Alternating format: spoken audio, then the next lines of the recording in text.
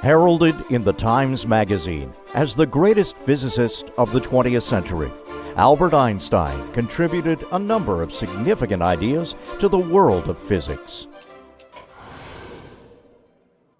Among the most important contributions Einstein made included the special theory of relativity, showing how mass, length, and time changes with speed. The general theory of relativity, relating the gravitational field with acceleration. The realization that light travels in bundles of concentrated electromagnetic energy called light quanta, thanks to Einstein's Nobel Prize-winning work on the photoelectric effect.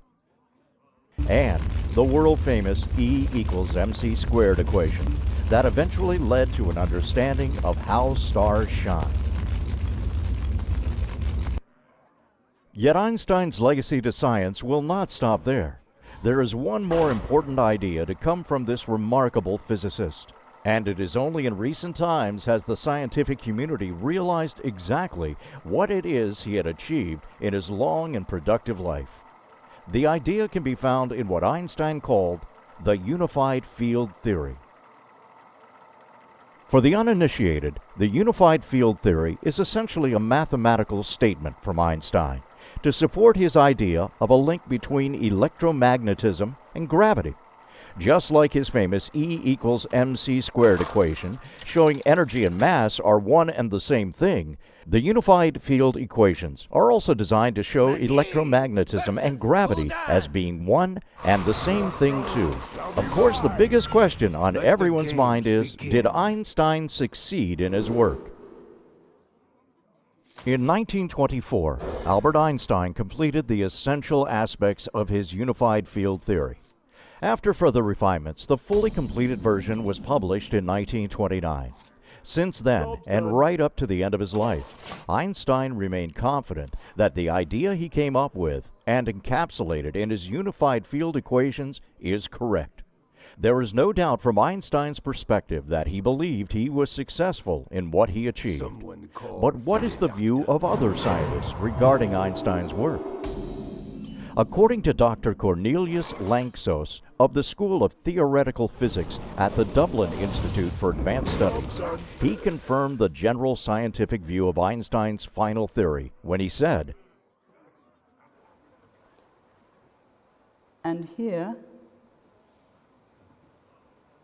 is an image of the electromagnetic field of the heart. Each one of our hearts extends from 8 to 12 feet beyond the body.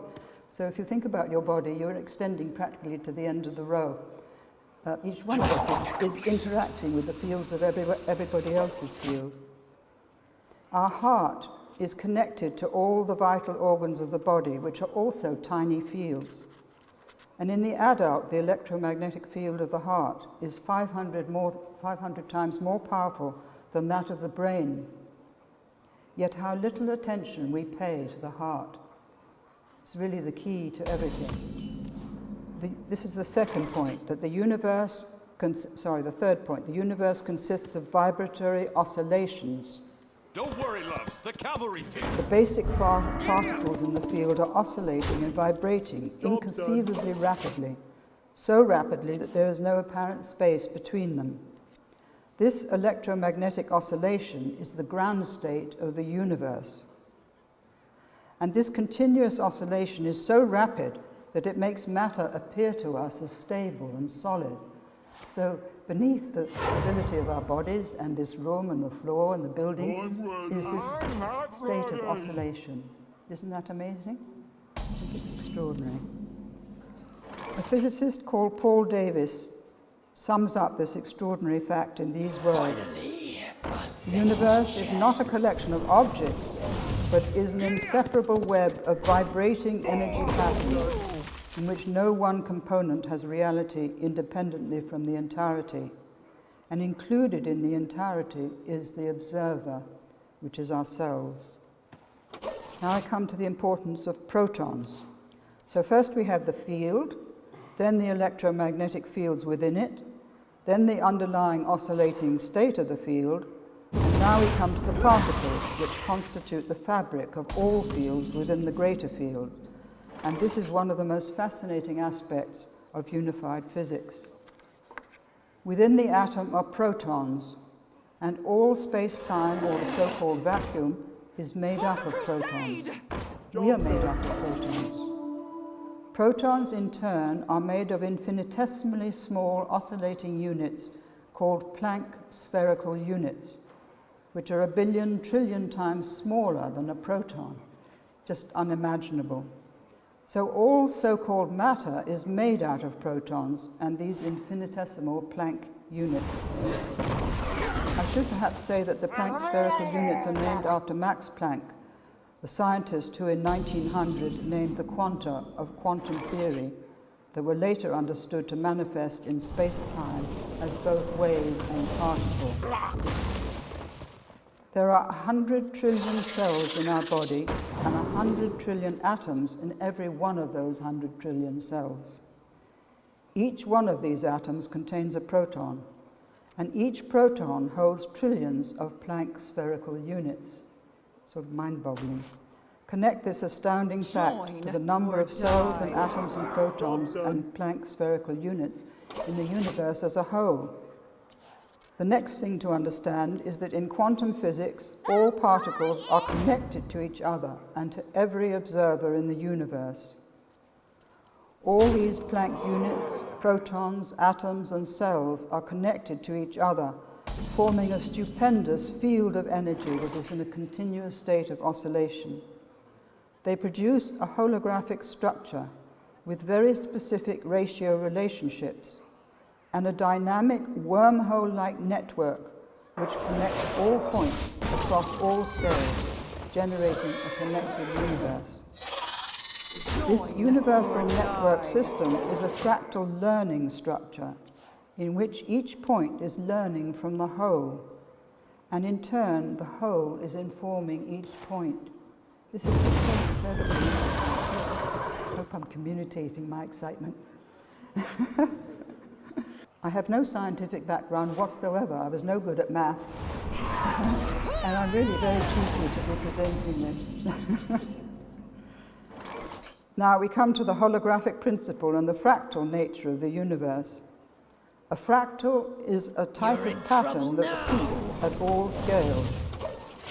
Since we see similar geometries and patterns at vastly different scales in the universe, fractals can teach us how these scale layers interconnect.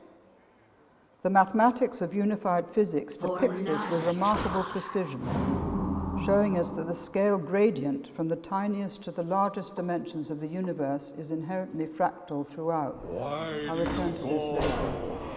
Holographically, every proton has encoded within it all the information from every other proton in the universe.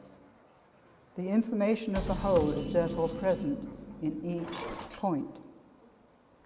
This holographic and fractal feature of the universe is best illustrated, I think, by the beautiful Indian image of the net of Indra. All beings are connected with each other through this net. Each jeweled point in the net represents a soul of an individual, yet it contains the souls of all others in the manner of a hologram. This model of unified physics reveals the beautiful elegance with which the cosmos unifies matter, energy, and information into a fractally harmonized and holographically synchronized whole. So we can't really separate so-called inanimate matter, animate self-organizing systems like plants and animals, and self-aware organisms like ourselves. All may come to be seen as integrated components of a continuous evolutionary path of information or consciousness, growing and unfolding through what we call time. I'm coming to a few quotations from different scientists. David Bohm was one of the greatest physicists of the last century, sadly not given the recognition he merited. This is one of the most important statements he made that was included in the teaching of the Resonance Academy. We have reversed the usual classical notion that independent elements